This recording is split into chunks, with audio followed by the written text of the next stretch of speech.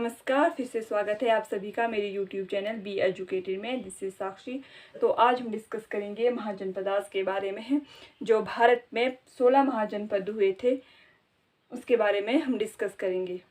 तो चलिए स्टार्ट करते हैं। परंतु उससे पहले अगर आपने मेरे चैनल को सब्सक्राइब नहीं किया है तो प्लीज़ सब्सक्राइब कीजिए और वीडियो को अंत तक ज़रूर देखें और वीडियो को लाइक करना बिल्कुल ना भूलें। तो चलिए स्टार्ट करते हैं। सबसे पहले जानते हैं कि महाजनपद क्या थे, महाजनपद किसे कहते हैं। तो बेसिकली जो 600 से 500 ईस्वी पूर्व के बीच का जो समय था, इसके बीच छोटे छोटे राज्य भारत में विकसित हुए थे, उन्हें महाजनपद कहा जाता है। क्योंकि इसी पीरियड के बीच जो जैन और बौद्ध धर्म है वो विकसित होना स्टार्ट हो गए थे।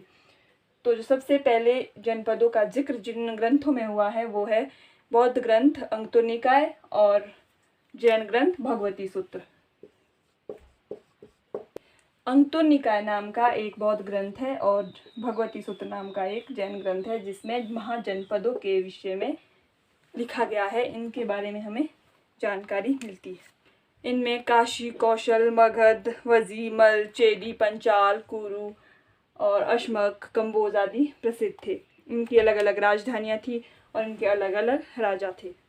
वैदिक काल में जो सभा और समिति हुआ करती थी राजा की सहायता के लिए, वो समाप्त हो चुकी। सामाजिक स्थिति वर्ण व्यवस्था वैदिक काल से चली आ रही थी, वही उस टाइम भी चल रही थी।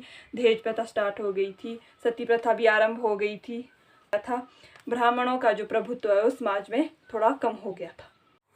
इन 16 महाजनपदों में सबसे शक्तिशाली या पावरफुल मगध था। तो ऐसा क्या खास था, इसके क्या कारण थे पावरफुल होने के, सबसे पहले हम यही जानते हैं। तो सबसे पहला कारण है भौगोलिक कारण। जो मगध की राजधानी, पहली राजधानी राजगृह थी, वो पहाड़ियों से घिरी हुई थी और जो दूसरी राजधानी पाटलिपुत्र थी वो 3 नदियों गंगा, गंडक और सोन नदियों से घिरी हुई थी। उनसे जो अन्य राज्यों के आक्रमणकारी थे या आक्रमण करने वाले थे वो आसानी से इन राजधानियों पर आक्रमण नहीं कर पाते थे। फिर दूसरा कारण है लोहे की खानें। मगध में लोहे की खानें बहुत ज़्यादा थी। जहाँ पर लोहा आसानी से मिल सकता है वहाँ पर हथियार भी आसानी से बन सकते हैं, सब कुछ चीज़ें वहाँ पर आसानी से हो सकती है, संसाधन की कोई कमी नहीं थी। नंबर 3 है पावरफुल और महत्वाकांक्षी शासक। जो मगध के शासक थे जिसमें बिंबिसार, अजातशत्रु वगैरह, उन्होंने भरपूर प्रयास किए मगध को एक पावरफुल राज्य बनाने के लिए। बिंबिसार ने 3-4 शादियाँ की और सभी राज्यों से अपने वैवाहिक संबंध स्थापित कर लिए। अजातशत्रु ने बौद्ध जो सभा है वो करवाई थी। इसके अलावा मगध में उपजाऊ भूमि थी क्योंकि वो नदियों से घिरी हुई थी। जहाँ पर उपजाऊ भूमि होगी वहाँ पर किसी भी राज्य का विकास होना आवश्यक है। इसके अलावा व्यापार भी अच्छा होता था और जो लोग थे वो कम रूढ़िवादी थे। बौद्ध और जैन धर्म प्रचलित था, इसलिए जो राजा वगैरह लोग वगैरह थे वो दयालु थे। राजाओं ने अच्छा शासन प्रबंध लागू कर दिया था और सबसे मेन बात, जो ब्राह्मणों का प्रभुत्व समाज में था वो कम हो रहा था। अब बात करते हैं मगध राज्य के राजा के बारे में। कौन कौन से ऐसे पावरफुल राजा मगध में हुए जिन्होंने मगध का उत्थान किया। तो सबसे पहले बृहदत्त वंश, जो कि मगध साम्राज्य का सबसे प्राचीन वंश था। मगध पर सबसे प्राचीन वंश ने जो शासन किया वो बृहदत्त वंश था। उसके बाद आता है हर्यंक वंश, जिसके प्रतापी और सर्वप्रथम राजा थे बिंबिसार, जिन्होंने 544 से 492 BCE तक शासन किया था। यह बहुत ही कूटनीतिक राजा था, यह पावरफुल भी था और दिमाग से बहुत ज़्यादा तेज था। इसने कौशल नरेश प्रसन्नजीत की बहन कौशला देवी से शादी की। इससे दहेज में बिंबिसार को काशी नगर मिल गया, जहाँ की सालाना कमाई 1 लाख रुपए या 1 लाख कुछ होती थी।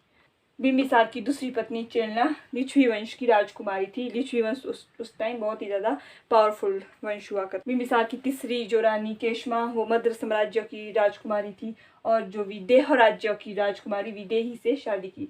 इसलिए बिंबिसार ने 4 शादियाँ की और चारों शादियाँ ऐसे पावरफुल राज्यों से की जहाँ से कुछ दहेज में मिला, कहीं पर प्रभाव बना, कहीं पर कुछ राज्यों का साथ मिला।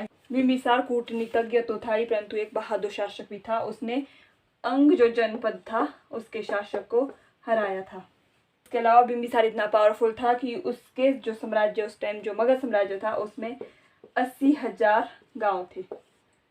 बिंबिसार ने अपनी राजधानी राजगृह को बनाया। राजगृह है राजगीर को अपनी राजधानी बनाया था। अजातशत्रु जो कि बिंबिसार का पुत्र था। माना यह जाता है कि अजातशत्रु ने अपने पिता की हत्या कर दी थी। इसका जो शासनकाल है वो 492 से 460 ईस्वी पूर्व के बीच का था। यह भी बहुत पावरफुल राजा था। अजातशत्रु के टाइम पीरियड की जो सबसे इम्पोर्टेंट बात है वो है बौद्ध धर्म की पहली महासभा, जो कि अजातशत्रु के टाइम पीरियड में हुई थी।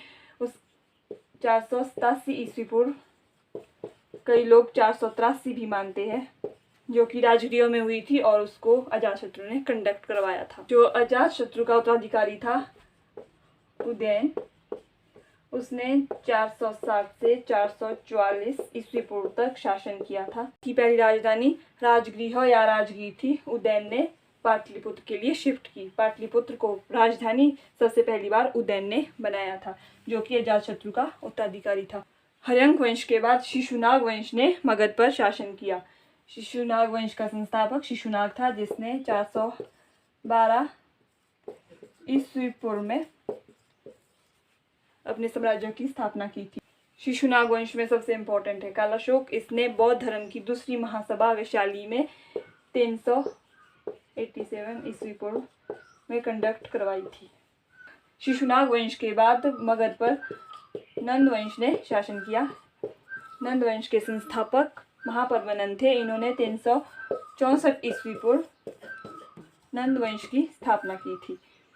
नंद वंश का जो शासक महापद्मनंद था वो बहुत ही अत्याचारी और बहुत ही बहादुर पावरफुल राजा था। उसने सारे क्षत्रियों का नाश कर दिया था, इसलिए उसे सर्वक्षत्रांक भी कहा जाता था, सभी क्षत्रियों का अंत करने वाला।